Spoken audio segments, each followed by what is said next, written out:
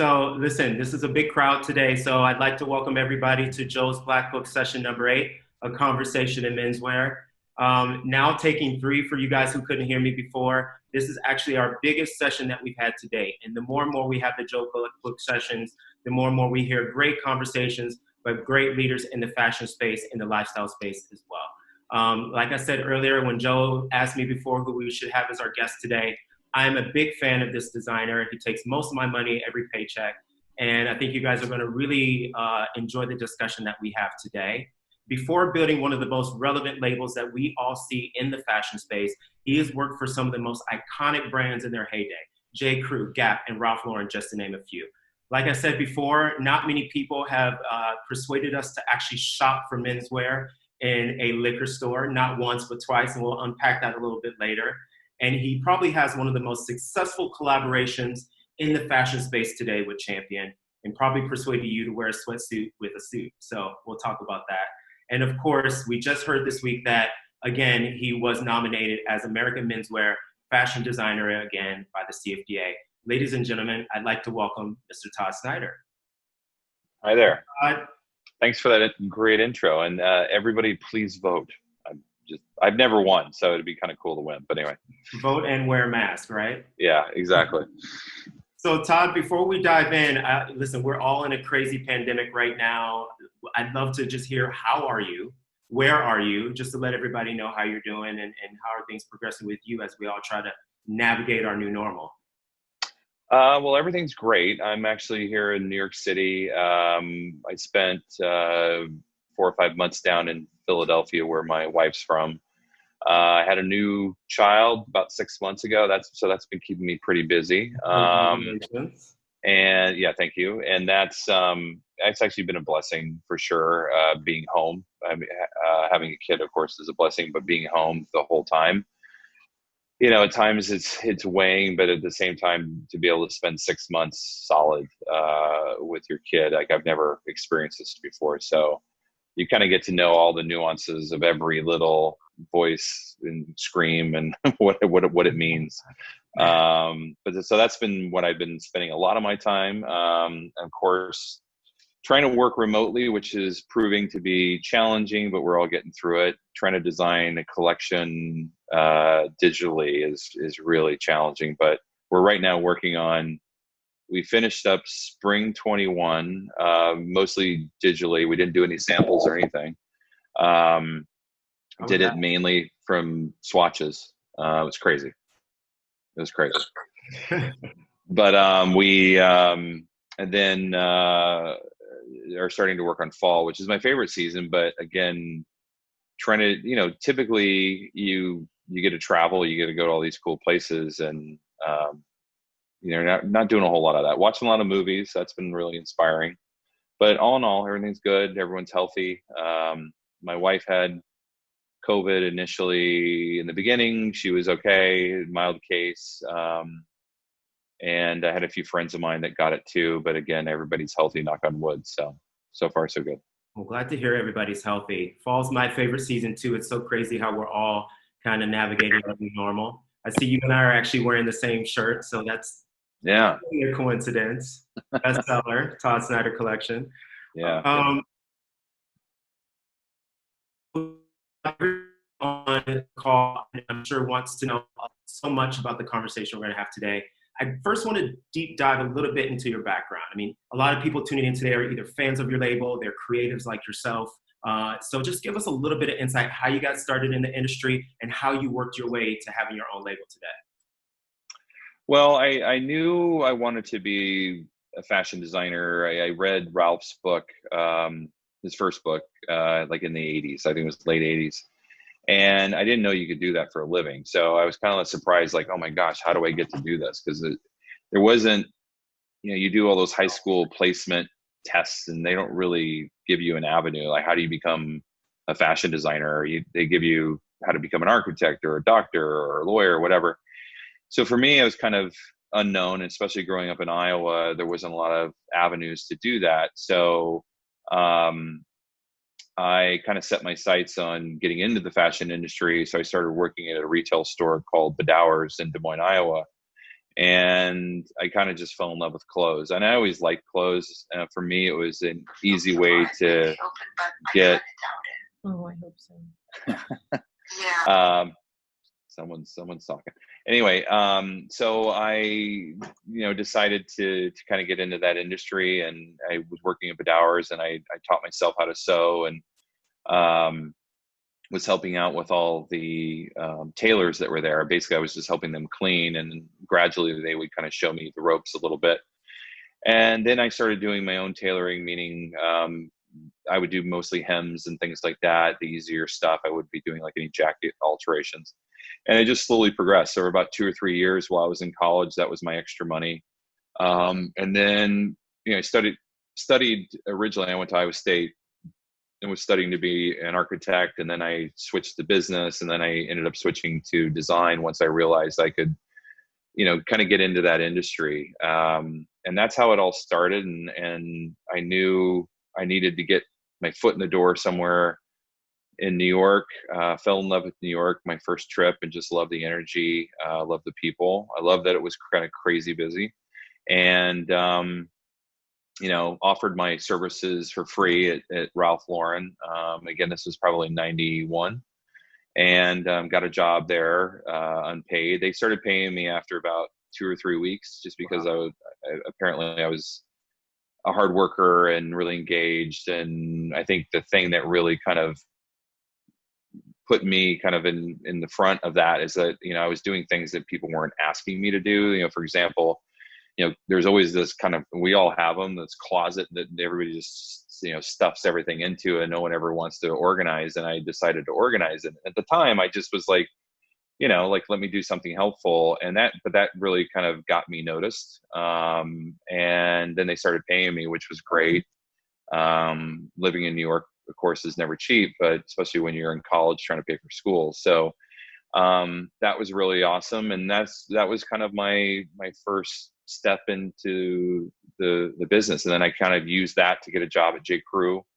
And, I've been really fortunate to work for some amazing people in this industry. And my dad, when I first started, said, if you want to be the best, you got to work for the best. And Ralph Lauren is the best and still is the best in menswear. And, right behind that, business wise, is Mickey Drexler. And Mickey is just amazing. And I got to work for him for about 15 years, a little bit the Gap, 10 years at the Gap, and then 5 years at J. Crew, before I left to do my own thing. Well, you were definitely fortunate to work for some of the most iconic brands when they were big. I do want to spend a little bit of time talking about your experience at J. Crew, because when you were at J. Crew, I'll never forget, that's when I moved to New York, and J. Crew was hot, hot, hot. I mean, we all wanted to wear it. We all wanted to work there. It was insane. And I think it's not an exaggeration to really say that what you and your menswear team did at the time, in kind of being the purveyors of how men shopped, was really kind of a changing point. And I actually love this quote that you said in a GQ article a few years ago, because for any of us who've actually have worked in menswear, it's totally true. You said at the time, men's was always in the basement. It was always at the back of a catalog. You were always an afterthought. You were always in the back of the store. You were always a stepchild. But I think when you and your team were working at J. Crew, you really convinced Mickey to make men's a really big part of the business. And that was kind of what birthed the liquor store. Tell us a little bit about that. Well, yeah, it was, I was there, I got there in 2005, I think, 2004, 2005. And I knew right away, I mean, I was the head of men's, and it was a big job. I was 30 something years old. Now looking back, I was young. And they gave me this opportunity. It was a huge, huge opportunity. And I knew I had to surround myself with talent. So I had met Frank Maugens at Ralph Lauren. I thought he was one of the most talented people, and had great style. So I decided to hire him straight away. And then I hired Tim Hamilton, who I'd worked with at Ralph as well, and brought him to Old Navy, Gap, when I was there. So I hired both of them. So Tim was in charge of all the knits and sweaters, and then Frank was in charge of all the wovens and tailored and all that. So I really would call them in my dream team. And that's how I kind of helped build that. And Mickey really was always, women's was 70, 80, probably 80% of the business when I was there. And I think when I left, it was probably more like 70%. We had some good years in men's that we were able to kind of make up some ground.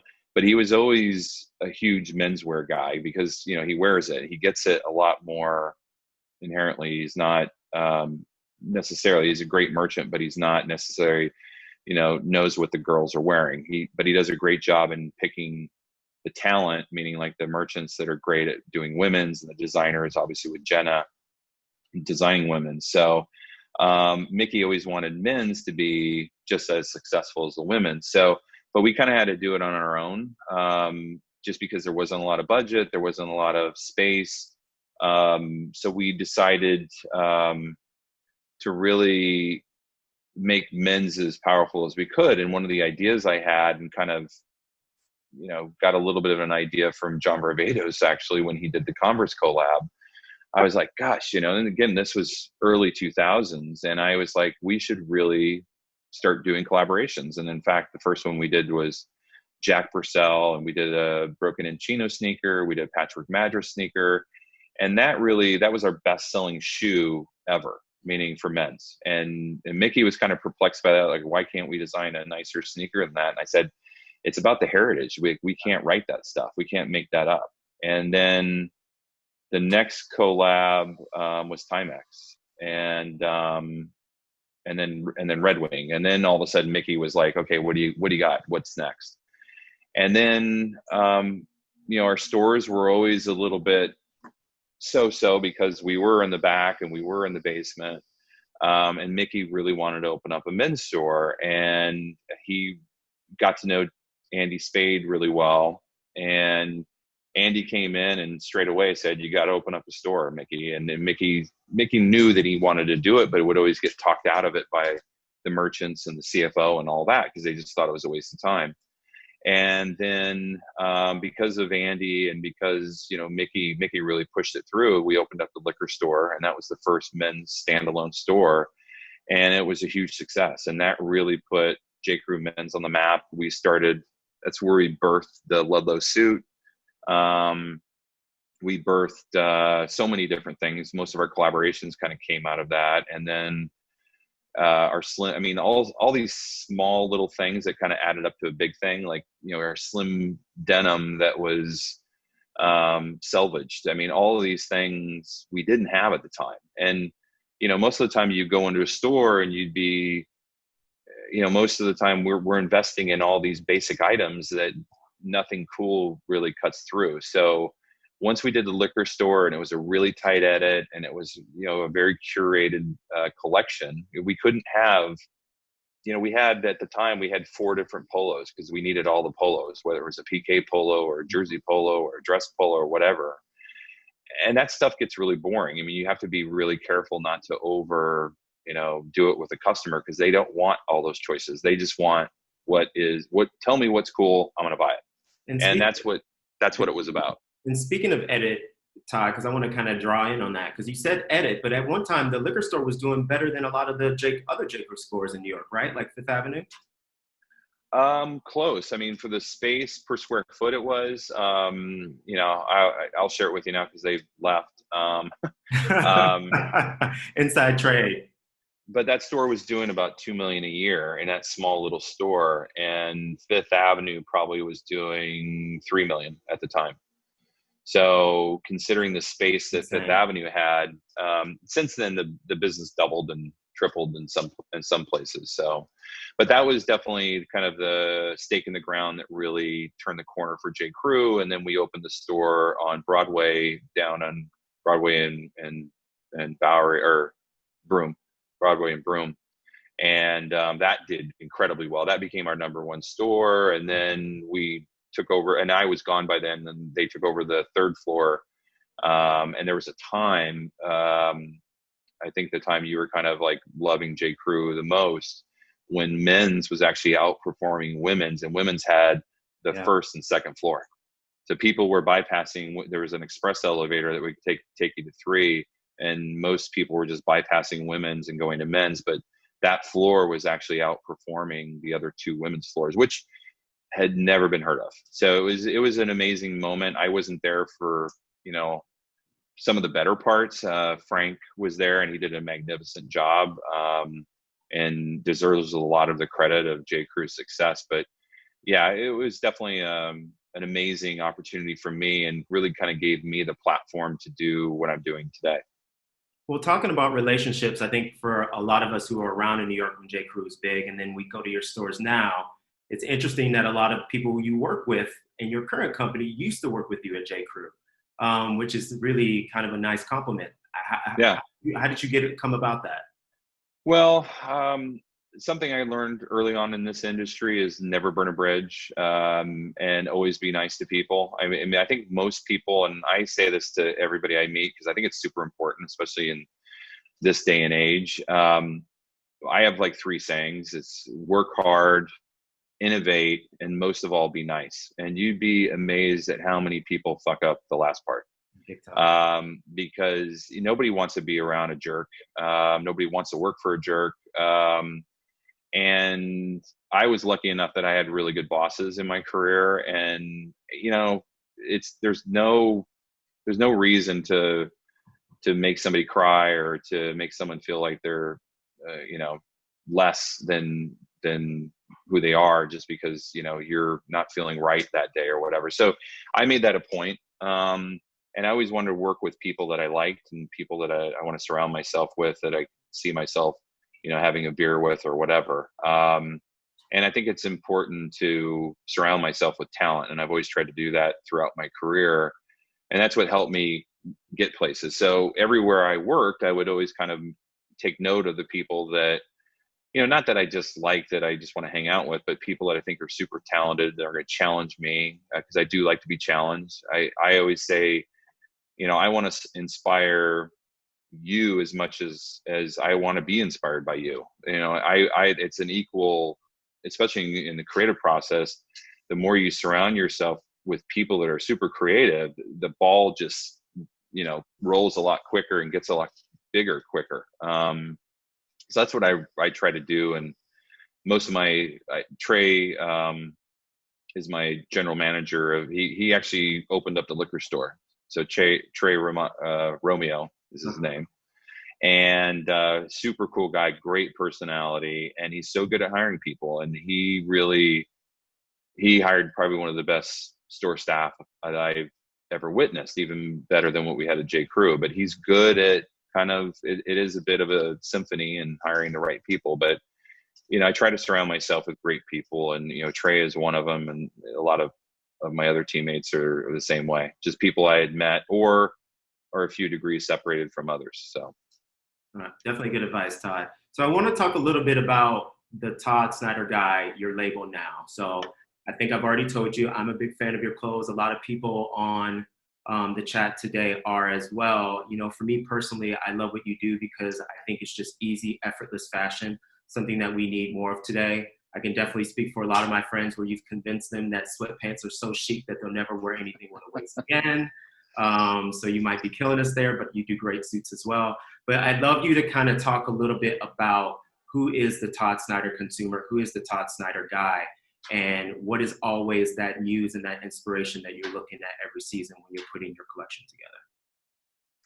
Well, I think our average customer age range is about 40 years old, but we skew high-low from that. We get everything from a dad coming in to buy his son his first suit, and we get the son coming in to buy a pair of sneakers. But our average person coming into the store, especially, is about 40. And our customer is somebody who just appreciates classic style and tailoring, but like kind of looks for those small details. That just makes things unique and exciting. And I think, I kind of liken it to, great architecture and great car design is like, there's some of these amazing things that are kind of hidden until you look under the hood, or you open up the door and you kind of notice all these little clever things. And what we try to do in design is we don't want to make you feel like you're trying to be too trendy, but we also don't want to make you feel like you're too ordinary or too kind of classic. And I think looking at those things kind of in combination is always important, making sure that you're kind of hitting down the center of the fairway all the time. You want to make a guy feel like he's buying something new and is on trend, but it isn't necessarily going to have something that he's only going to have for one season and then he's off to the next thing. I always look at our designs as things that you'll have for, a good 5 to 10 years sometimes. It's really not meant to be disposable clothing at all, but it's really meant to be classic clothes that you can either wear for a long time or hand down or, even sell, which I've come to realize that we're actually doing really well on Grailed and all these, Real Reels and stuff, which is nice to see. It just means you're doing things well. Yeah. But yeah, that's kind of how, I look at design, and our guy is, just has great taste and wants things that are easy to find and doesn't want to have to do too much work. And that's what I try to do on the website, but also in the store. It's really meant to be a really great menswear boutique that you can kind of be a one-stop shop and get everything from a sweatpant to a tuxedo, get a haircut too, which is super awesome. So that's what we try to do. And I think that's who our customer has really kind of become. Do you think you ever venture into women's? I don't know. I get asked that a lot. I don't know, to be honest. I'm unless I could find somebody that was as passionate as me to partner with. I've got 20 plus years, almost 30 years in design and men's, and I feel like I know it a lot, really well, but I think there's a lot I could still learn. So I would want somebody with that balance on the women's side that can really bring it, because at the end of the day, I want to do something that's real, and it's not just, I get a lot of women that want our men's clothes, but it's a whole nother business. You got to have great designers, you got to have the right marketing. The models cost like 3 to 4 times more. I mean, it's crazy how expensive women's wear is. So I kind of like being in men's because it's not a whole lot of competition, and the people I think are a lot easier to deal with in menswear. Well, speaking of competition, let's kind of, change that word towards collaboration. Champion is such a big collaboration out there, and there's not a lot of labels like yourself who've had such a lasting and successful collaboration like you've had with Champion. Not only have you taken it from a casual space, like I said in the beginning, a lot of people are wearing sweatshirts with their suits. That's definitely a trend that you and the team kind of cemented out there in the industry. I'd love to hear a little bit, how did that collaboration come about? Why has it lasted so long, and where do you see taking it in the future? Well, thanks. That was, obviously, as I said, I was at J. Crew and we did some collabs there. And I always knew that for me to be successful, I knew collaboration was going to be the way to really be my mouthpiece to get people and drive awareness for the brand, because it takes a lot of money to do advertising. And I knew I wasn't going to all of a sudden be doing billboards and ads and things like that. So I had to be clever. And I knew that being at J. Crew, I knew it worked. I knew we were able to. The nice thing about a collaboration is, you have your audience and you have Champion's audience, but then you also get a new audience, because if you do something that's unique that gets picked up by Hypebeast and what have you, all of a sudden you're talking to a whole new audience. So everybody kind of benefits from that entire kind of engagement. And I think that for me, I knew that back in the day. So Champion was always in the back of my mind to do. And I spent about 2 years trying to find the right person to talk to. Because when I was at J. Crew, I was the one literally on the phone being told, no, we don't do that. Red Wing, for example, took me 2 years to get that collaboration. Why would we want to sell to you? We sell work boots. We don't want you knocking us off. And I'm like, if I wanted to knock you off, I could have done that. Why would I be calling you? But you'd be shocked at how many people said no. And then you find the right person and bingo, it happens. And same thing with Timex. Timex took me a year, maybe or so to land at J. Crew. So I knew it was going to take some work. So I launched my collection in 2011. And then in 2000, I think 13 or 14, I did my first collab with Champion. So I got to meet Ned Monroe, who's their chief creative officer, and he got to know me. He didn't really know my brand. I was just coming out of the gate, and he didn't know who I was. So about 6 months to a year, and all of a sudden he's like, "Okay, I think we're ready." Meaning, Champion also, it's a new. It's hard for a big company like that to do small things. So they have to kind of be ready to do that kind of stuff. So they were ready, and we've hit it off. We've been successful with it. We used to sell it wholesale to Nordstrom and the like, and now we've pulled out of wholesale and we only do direct consumer, whether it's on our website or in our store. But they really, it's a great relationship. We kind of have a unique customer, and we we help tell their story, which I think is important. I don't think most people realize they've been around for 100 years, and I say it all the time. They pretty much invented the sweatshirt, before Nike, before Adidas, before all the sports brands. So for me, it was that authenticity that really attracted me to Champion, and the fact that no one had touched it. And it was this first sweatshirt that I bought in college, but then I started collecting in the Champion in general, because if you go to Japan, the nice thing about Japan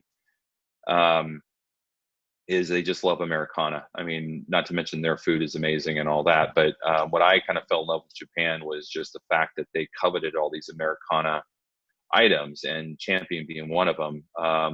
You can buy a Champion sweatshirt sometimes that's like a super rare sweatshirt for a couple grand. I mean, it's like Levi's, Champion, Red Wing, and that's kind of their pecking order there. Alden's another one, and that's essentially where I got my a lot of my roadmaps for like, who am I going to collaborate with? I'm like, who is coveted in Japan? And it's basically everyone I've collaborated with. New Balance is huge in Japan, probably bigger than Nike. Yeah. And so anyway, I knew that was going to be, I wasn't the first to invent collaborations. I followed, Junior Watanabe and Comme des Garçons, and they really are the ones who started it. And I think I just wanted to do the American version of that.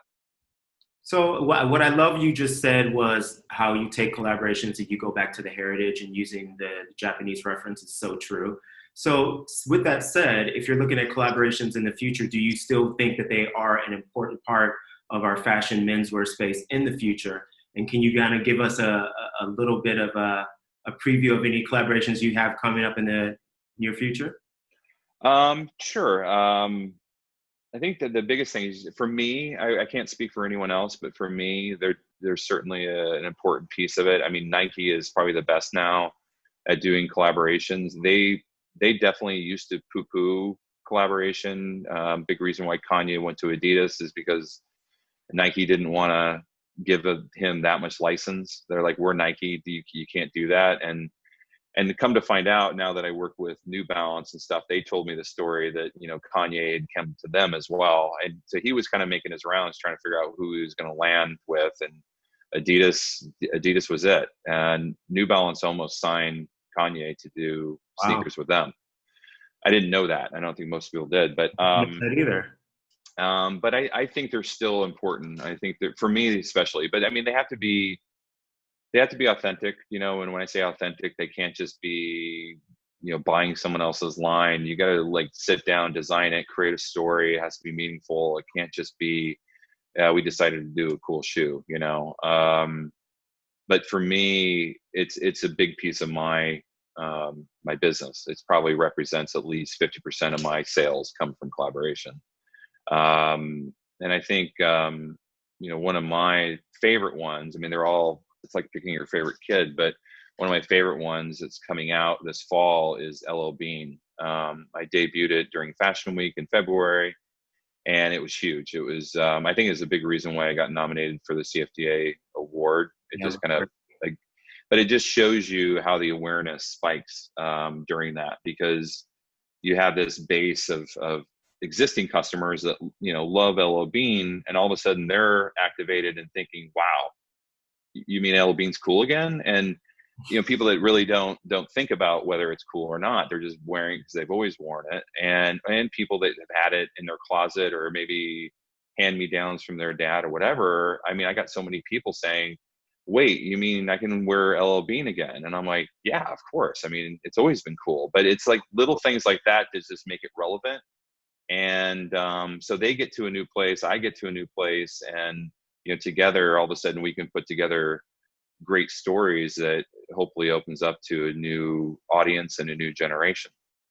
Well, since we're talking about fashion shows that you kind of opened up to, Todd, I'd love to kind of get your opinion on where the future of fashion shows are going to go. So obviously we're in the midst of COVID. We know that a lot of people have kind of gone towards the whole idea of videos. We just saw, some amazing output to that, whether it be from Dior or Valentino or Prada, but then you still have brands like Jacquemus who are still saying that the physical show is an important experience. And you actually happen to be one of the designers who stayed in New York Fashion Week, where we definitely also saw a lot of people jump ship to whether it be Paris or Milan. So I'd just love to get a little bit of your perspective on where do you see the future of fashion shows going? How do you think it's going now with what you've been seeing recently with the shows that are doing videos and different presentations in light of COVID? And what do you think the future has to hold there? Yeah, it's an interesting topic. We could probably spend the entire time talking about it philosophically. True. I mean, the interesting thing is you have to think about the ecosystem right now, and the ecosystem's kind of broken. Department stores are going out of business. Barney's used to be the best store on the planet, and you used to beg them to carry your product. They're no longer here. So the reason why you used to have fashion shows was to get the attention of these buyers. Well, these buyers aren't as important as they used to be, unfortunately. And then the second piece of it used to be the magazines. It used to be the editors. You wanted to get in GQ, you wanted to get in Esquire. So those are kind of going to the wayside. So the world's changing.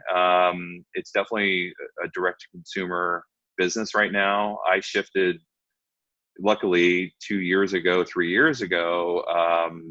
I just realized I couldn't make any money off of selling wholesale. So I said, you know what, let's start to wean off of that and really focus in on direct-to-consumer. So we really doubled down on our website. We added a catalog. We had opened up a store, and we really had a big return on investment, people coming into our brand. So, and thankfully that worked in our advantage, because some of our biggest retailers were the Nordstroms of the world, the Barneys of the world, the Neiman Marcuses of the world. And thank God, because I don't think I'd be getting paid right now. And so we pivoted, like I said, about 2 years ago, and we fully pivoted about a year ago.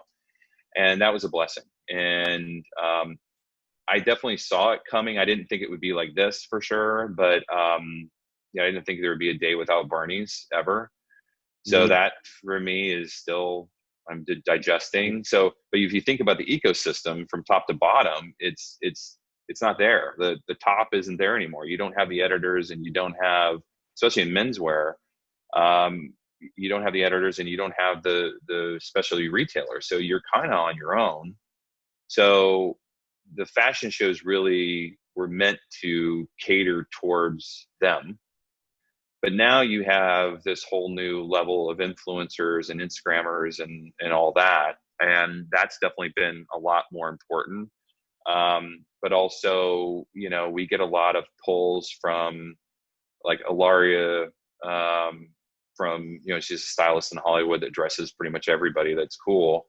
And I don't know if the viewers know her, but Ilaria Urbanati, she dresses everybody from The Rock to Daniel Glover to you name it. She's dressed them. So we get a lot of great hits when, she dresses one of those guys with our stuff, and boom, you see our sales spike. So that's like a new avenue for us that maybe wasn't part of the ecosystem before, that we're leaning into more this year. So we're still trying to figure out that balance, and we're still trying to figure out what is relevant for our customer, but not only our customer, but kind of that filter and kind of the what's going to really amplify what we're doing.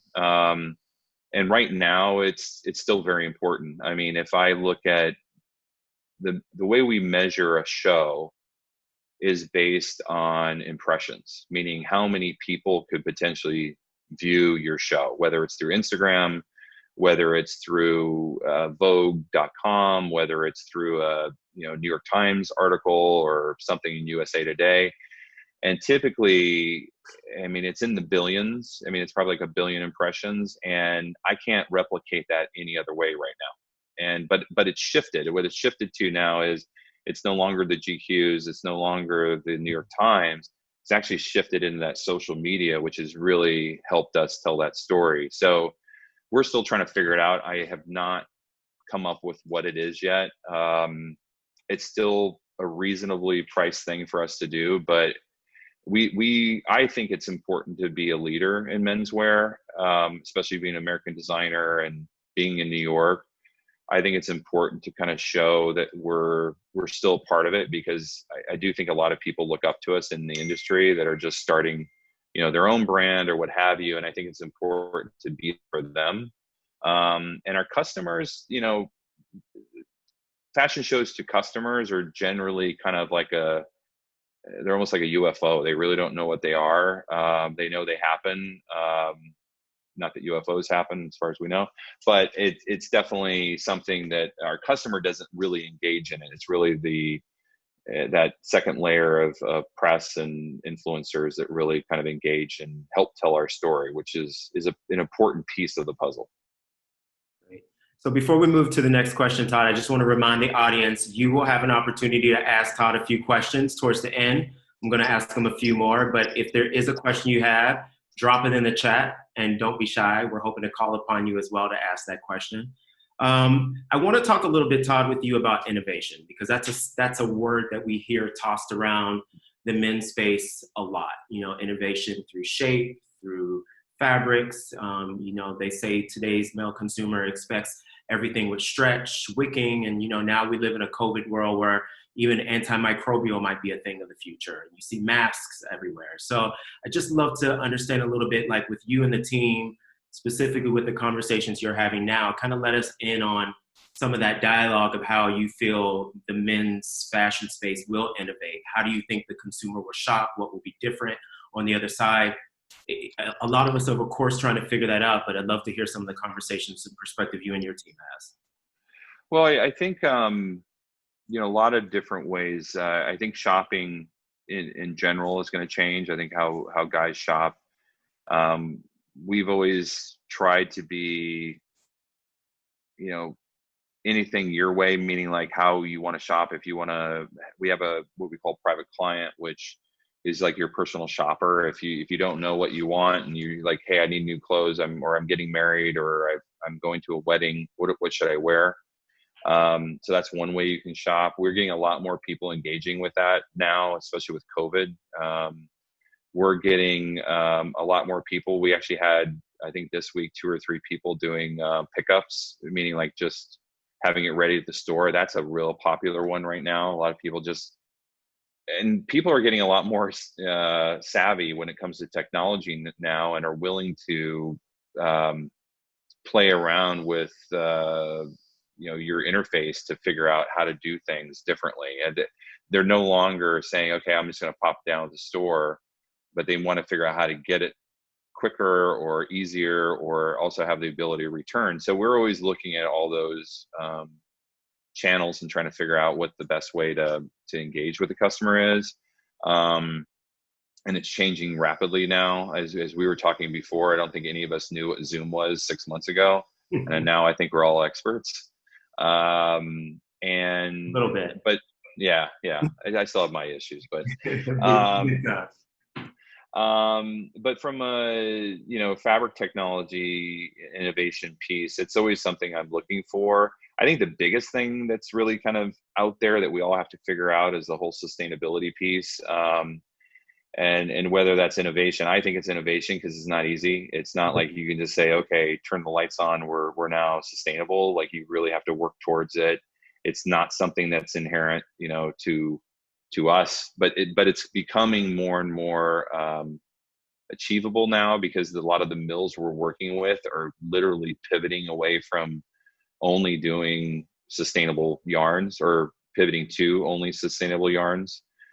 Which is unique. And there used to always be, whenever you meet with a mill, they'd be like, okay, do you want to look at stretch fabrics, and you kind of say 10 years ago, even 5 years ago, you'd be like, no, I don't want to look at your stretch. And now all we want to look at is, fabrics that have stretch or have, which isn't good for sustainability, by the way.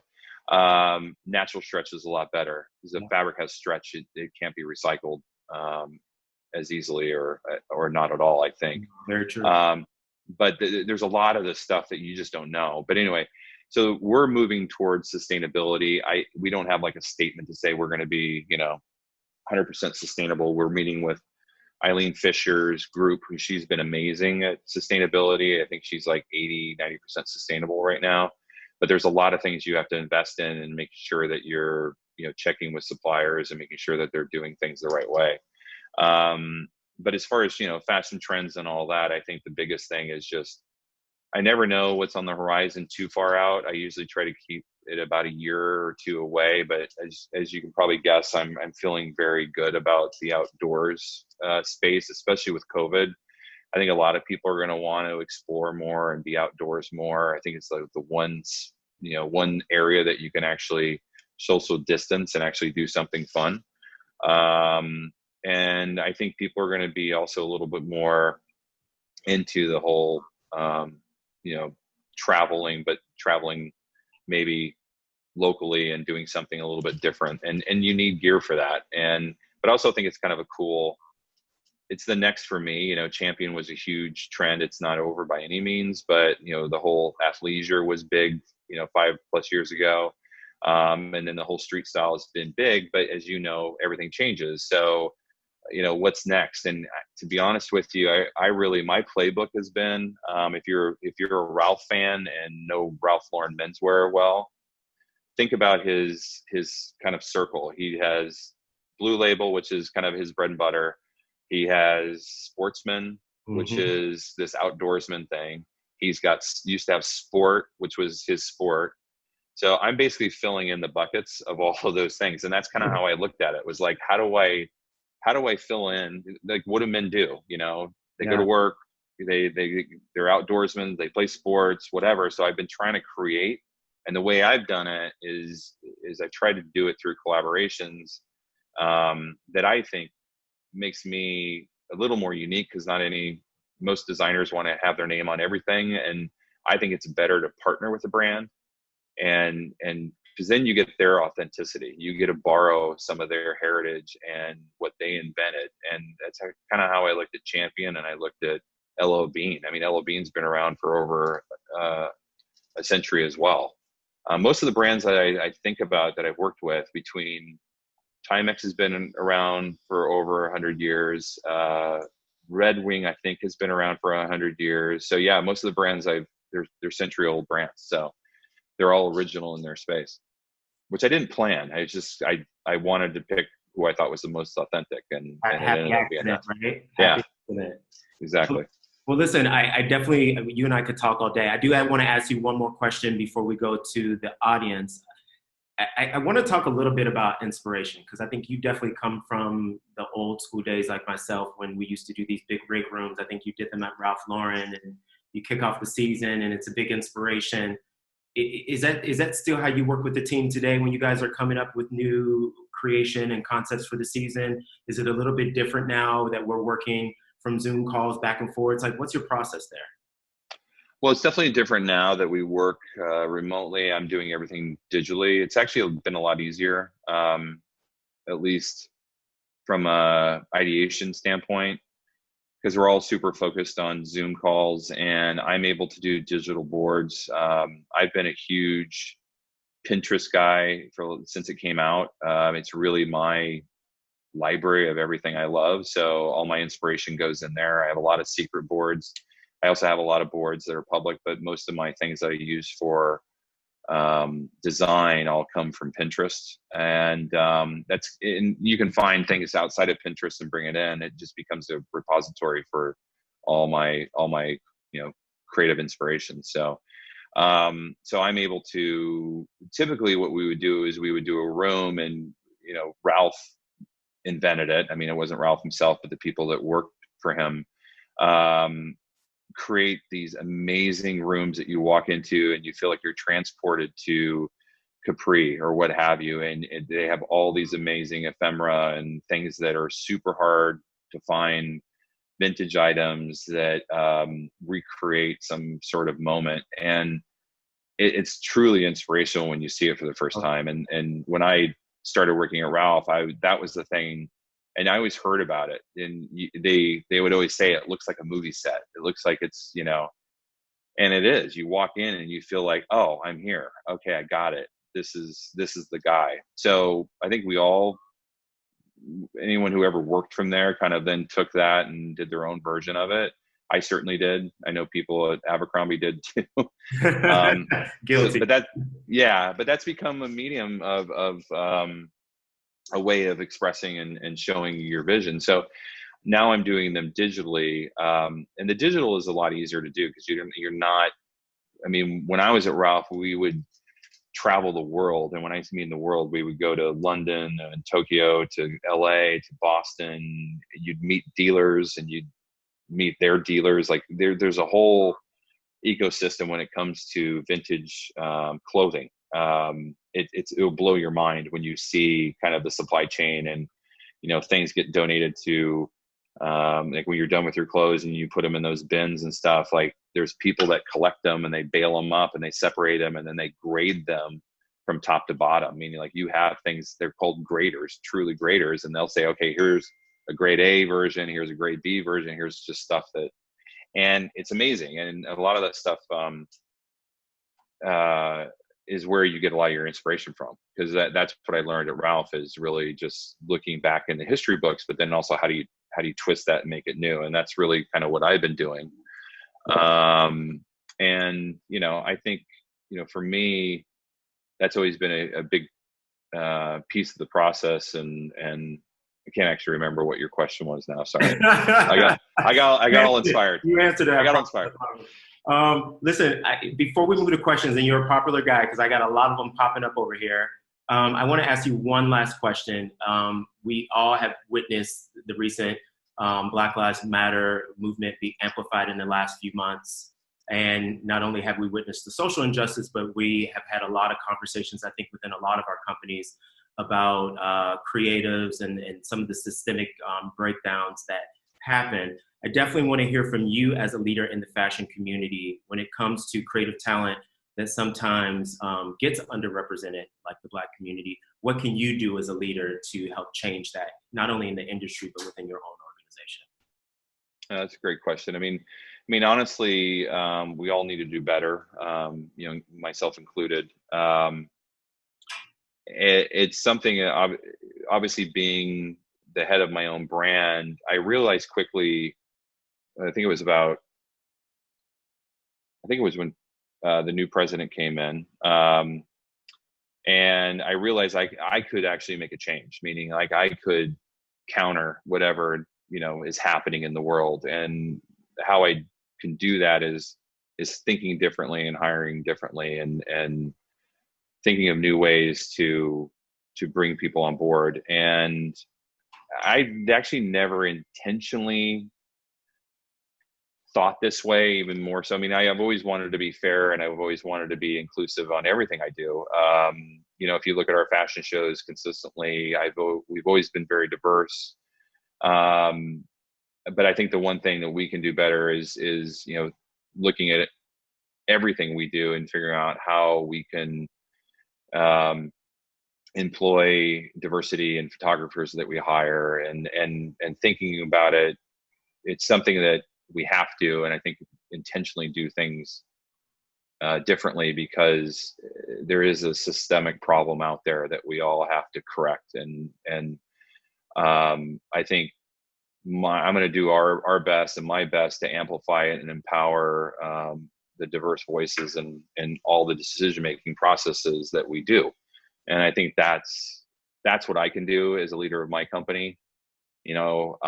Hopefully people see it and think, oh, I need to do that as well. We're definitely diverse in our business, but I think there's ways we can think about things outside, like like I said, how do we hire somebody of color to be a stylist, to be a photographer, to be a consulting firm, what have you. And I think we have to work hard at it. I was talking to a good friend of mine, Ouija Theodore, who's from Brooklyn Circus, who I love, and asked him for advice. And I was like, how? Because we all kind of fish in the same streams. We all, who do you know? Who do you know? And it's not because we're trying to exclude anybody. That's kind of how we hire people. And Joe can certainly speak to that. Is a lot of hires get done because you're 1 or 2 degrees separated. Well, if you're 10 degrees separated from an entire group, then how do you start getting closer to that group? So that's what we're trying to do right now. So it is important, and it's definitely something we're moving towards. Thanks for that, Todd. And definitely the work definitely starts now. So I'm going to ask, we got a lot of good questions here. Let's see. And the good news is we're hiring. So we got about 4 spaces. So if anybody knows anybody good, send them to Joe, and then he'll give them to me. Well, you heard it here first, guys. Especially in this environment, to hear you're hiring is a blessing. So Brent Morales, are you on? Brent? Yeah, hello. All right. You are unmuted. Go for it, my man. Oh, cool. So I wrote it down so I wouldn't forget. Well done. So really, my question is, the regular zeitgeist for fashion, a lot of people, think American fashion is viewed as almost old or not as artistic, let's say. So these really great American companies are going bankrupt, the biggest one being Brooks Brothers. Along with it, their 3 main factories that they manufactured in the U.S. is now gone as well. Do you think is it going to hurt American fashion, or do you think it will make a longing for it? Like, oh, these are gone now that I have to either, because I've seen a little bit of both where people kind of go back and now buy old Brooks, and there's always been like big fans. But I wanted to get your view on it. Like all these big American iconic menswear houses are going away. And I wanted to see what you would think. Interesting question. So we actually used to manufacture with those factories. We used to make all of our suits at Southwick up in Haverhill, and our ties in Long Island City. It's and the shirting as well. So it is really sad, to be honest with you. There's not a lot of American factories out there. Thankfully, we also make it a Hickey factory, which is upstate New York. But they're few and far between. And yeah, I think it is a shame that Brooks Brothers, I think hopefully somebody good gets it that can do something with it. I certainly would want it. I think it's that actually has been on my list. That was actually I've been courting them for the last 3 years, trying to do a collab with them. I've been trying to do Black Fleece 2.0. Wow.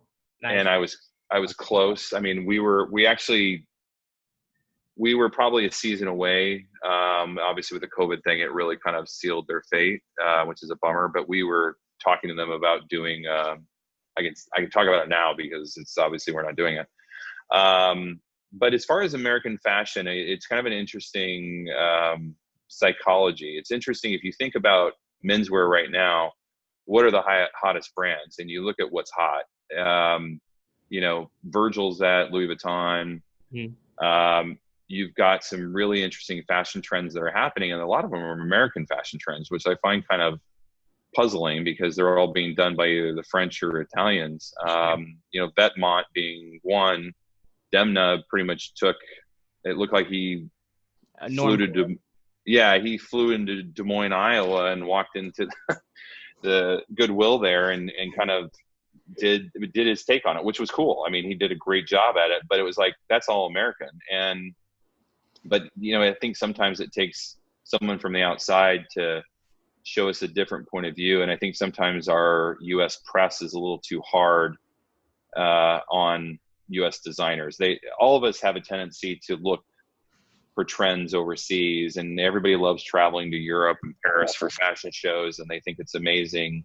But there's been some really amazing stories, locally, whether it's been, Tom Brown, I think is a great story, who started as a small little designer at Bergdorf's and now is over $100 million brand, menswear brand. You know, he only shows in Paris, but he's been, you know, he's definitely built a great brand, and there'll be a lot more to come from him, I'm sure, in the future. But I think, you know, those brands that kind of have fallen to the wayside, I think they'll have another crack at it. And I think, to your point, I think they'll, depending on who does it with them, there could be a huge resurgence of it. Well, I'd definitely love to see a Black Fleece 2.0, Todd. So try to bring that back. Me too. Me too. We'll see. Yeah. And then last question, Sarah Hand, not because I know you, but because I love your question. Sarah, are you there? Yep. Yes, that's I'm me. here. Me? Oh my goodness, I never get called on. No, Nope. wrong Sarah. But we can, what, Sarah Hand. Hi, can you hear me? Yeah, there you go. Okay, good. So no, I'm just curious. I love the whole idea of, you know, I think it's very, obviously I love the idea of menswear first. Most of my career is spent in menswear, even though I've done both. So I always ask myself that question, would I ever do men's, women's, whatever, it's always a question. But what I was really am interested in is if the idea that you are not thinking women's, like, would you ever think about something like getting into the home furnishing space, or even like industrial design pieces, just to sort of like continue the Todd Snyder world of idea? Definitely. I used to have 4 or 5 stores in Japan, that I had a really amazing business partner that they had a new CEO and decided to shut down our stores, which was quite a bummer. But I did some of my best collabs there. We did an Eames chair that was a recovered Eames chair, which was super cool. And we worked with Angle Pose, which is a British lamp manufacturer. They're the ones that kind of invented the kind of the lamp that you see in Pixar. That was kind of their invention. And then also that's coming out, which I probably can share with you, which is really cool.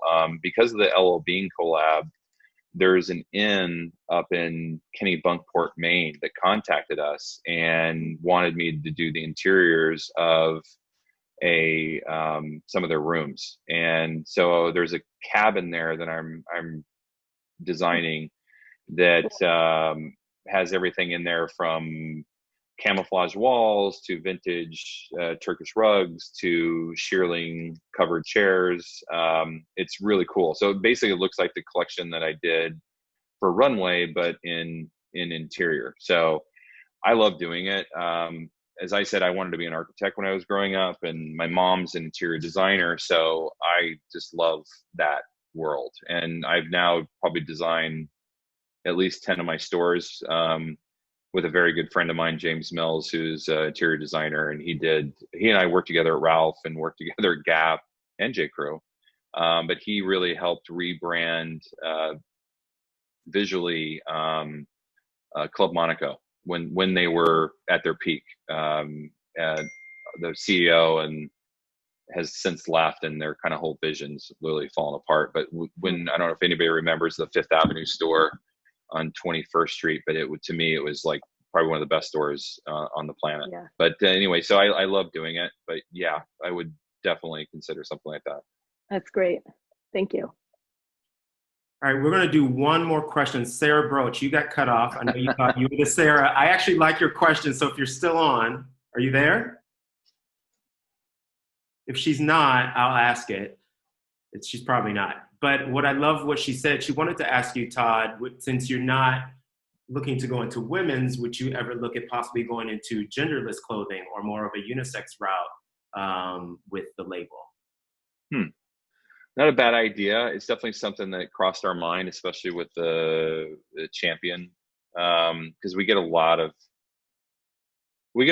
women shopping us and doing their own tailoring. We actually had a woman come into our store and get a suit, and our tailor is amazing, by the way. But yeah, I definitely think there's some validity to that for us from a business standpoint to explore. Because I do see a lot more people like I think it's always been there as far as like people kind of don't care if it's men's clothes or women's clothes, which is actually kind of cool. But it's something that I think, you know, we could definitely explore. Cool. All right, Todd, we're going to wrap up now. We're going to wrap up with what we call the rapid fire wrap up. You're the first person to actually play this game with us. Oh, geez. But the rule is I'm going to ask you a question and you have 3 seconds to answer it. There's like 13, so don't think too much about it. Are you ready? 3 seconds. All right. Keep me honest. What's your favorite color? Red. Ice cream or cake? Cake. Salty or sweet? Salty. All right. Favorite thing you've designed recently? Gosh. I would have to say it's probably, I have this chair that's coming out that it'll be really cool. Okay, I want to see that. Are you a summer or a winter? Oh, winter. Ultimate place to retire? Oof. Frick. I would probably say somewhere southern Italy. Okay. Boxers or briefs? Boxers. Sneaker or loafers? Sneakers. Number one place you're missing traveling right now? Oh, anywhere. I'd probably say Iowa. I haven't been home and since having my baby, and I miss family and my mom and stuff. So I'd say that. Me, Japan for sure.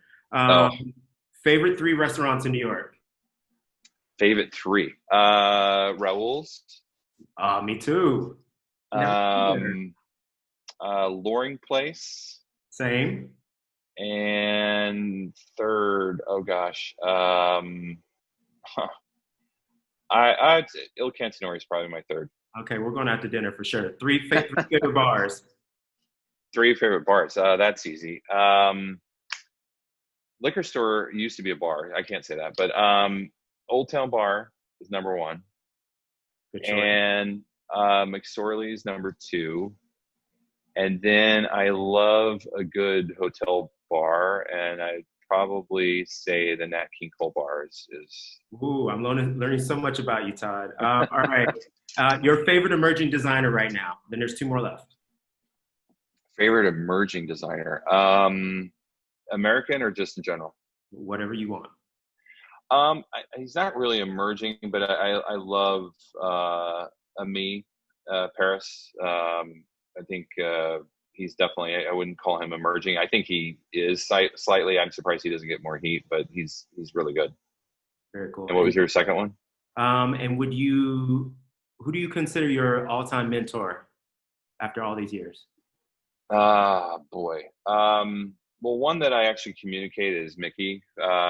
He, even after leaving, stayed in contact with me, and you know, he calls me. It's neat because his son's in the business, Alex Mill, and they're trying to grow it from small to big. And Mickey's never been in that kind of space, so that's really good for me because I kind of feel like I'm giving him advice.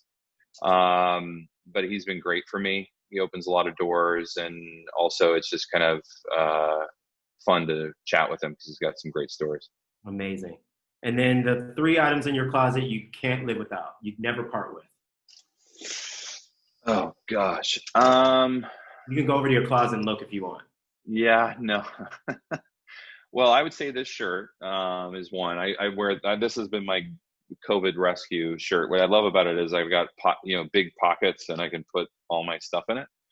But I would have to say I've always gone with, whenever I travel, I always travel with a Navy suit.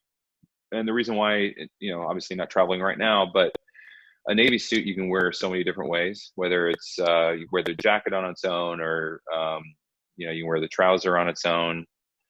And then I'd probably have to say I did these custom chucks on Converse.com, and I put Todd Snyder on the side, so it almost looks like I did a collab with them, which is really cool. I haven't, but they changed the font, so I ordered a new pair, and the font doesn't look, because the old font used to look like my font, meaning like my branded font. And so they kind of looked like I was doing a collab, and people were like, "Oh, no way, you're doing that now."